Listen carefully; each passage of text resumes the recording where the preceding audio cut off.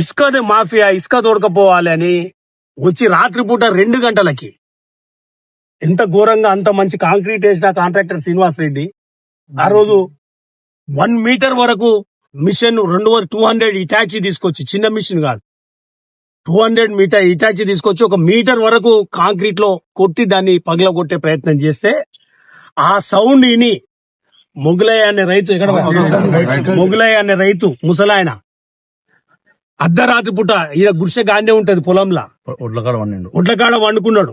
Sound వస్తే ఏంది machine change చేస్తుందని చూసి పలగొడుతుందని చెప్పేసి అడ్డం పోయి ఒక్కడే, వాళ్ళు 10 మంది ఉన్నారు, మిషను వాళ్ళ మాఫియా అంతా.